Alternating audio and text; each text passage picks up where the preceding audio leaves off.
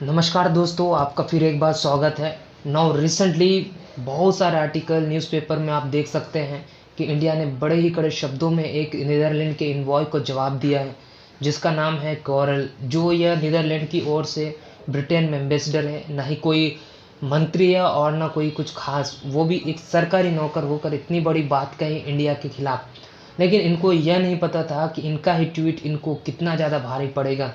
इन्होंने यह भारत के बारे में यह लिखकर ट्वीट किया है, भारत को रशिया यूक्रेन वॉर जो चल रहा है उसमें जो रशिया के खिलाफ वोटिंग हुई यूएन चार्टर में, तो उसमें भारत को इस प्रकार ऑब्स्टेन नहीं करना चाहिए था।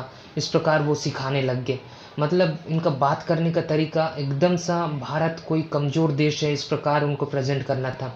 उनका ट्वीट आप देख सकते हैं कि यहाँ पर यू करके बात कर रहे हैं, वो भी एक बाप की तरह। जैसे बाप होता है ना, अपने बेटे को कहता है कि ये मत कर बेटा, वो कर, ऐसे कर, वैसे कर, तो बेटा भी उसी प्रकार कहता है।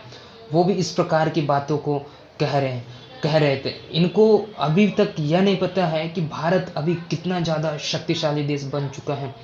अभी भी यह इंसान भारत को यही सोच के बैठा है कि 90-80 का है, 90-80 के दशक वाला है, कि जो हम या वेस्टर्न कंट्रीज़ बोले वही करेगा, वैसे ही भारत चलेगा। और सोचेंगे भी क्यों नहीं, इनका मानसिकता ही ऐसी बनी हुई है आदम बाबा वाले। और जब इसका जवाब भारत की ओर से यूएन के मेंबर श्री मूर्ति जी ने इन्हें सीधे जवाब दिया और यह कहा कि एम्बेसडर जी, आप हमें ना सिखाएं कि हमें क्या करना चाहिए, हमें कैसे करना चाहिए, हमें कहाँ वोटिंग करना चाहिए, कैसे वोटिंग नहीं करना चाहिए, हमें आप मत सिखाइए। और यहाँ पर हम तुरंत ही देखते हैं कुछ समय बाद इन्होंने यह ट्वीट को डिलीट कर दिया। यहाँ पर मैं समझता हूँ कि ऑब्वियसली भारत की ओर से नीदरलैंड गवर्नमेंट कुछ ना कुछ दबाव हुई होगी, और यहाँ पर नीदरलैंड सरकार भी अच्छे से समझती है कि भारत हमारे लिए कितना ज़्यादा इम्पॉर्टेंट है। अभी हाल ही में मोदी जी ने वहाँ की यात्रा की थी और बहुत सारे मुद्दों पर बातें हुई, बायलैटरल ट्रेड के लेकर भी बातें हुई, इस प्रकार की दोनों के बीच में बातें हुई। और इसके तुरंत बाद इन्होंने अपने ट्वीट को भी डिलीट कर दिया। और यहाँ पर नीदरलैंड की सरकार की ओर से ज़रूर दबाव बनाया होगा कि यह ट्वीट आप डिलीट कर दे, आप इस प्रकार आप नहीं बोल सकते हैं। अभी अभी तो हमारे साथ भारत दोस्ती करने के लिए हाथ बढ़ाया है, तो आप इस प्रकार की जो दोस्ती है उसे आप नहीं तोड़ सकते। ऑब्वियसली इस प्रकार की बातें कही गई होगी नीदरलैंड सरकार की ओर से, इसीलिए उन्होंने यह ट्वीट को हटाया। और तब जाकर इसे एहसास हुई होगी कि भारत कितना ज़्यादा पावरफुल कंट्री है।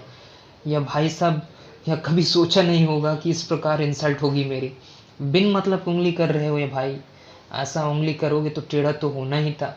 इस समय भारत कहाँ खड़ा है पूरी दुनिया को पता है। भारत वर्ल्ड पॉलिटिक्स में एक मेजर रोल प्ले कर रहा है।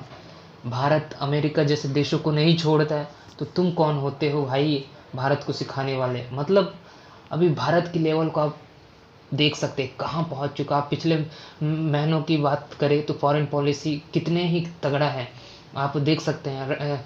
एस जयशंकर जी ने कितने ही अच्छे से जवाब दिया है और बड़े बड़े ही नम्रता के साथ और बड़े प्यार से उनके मज़े भी लिए हैं वेस्टर्न कंट्रीज़ के विशेष करके। अभी भारत की स्थिति कितने ज़्यादा मजबूत है कि कोई भी देश भारत के खिलाफ बोल दे उससे पहले 10 बार सोचता है, उसके बाद ही बोलता है। तो ऐसी स्थिति हो गई।